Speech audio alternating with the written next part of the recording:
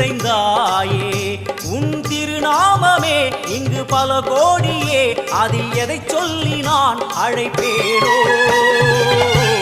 எல்லாம் வல்ல தாயே எங்கும் நிறைந்தாயே, எல்லாம் வல்ல தாயே எங்கும் நிறைந்தாயே.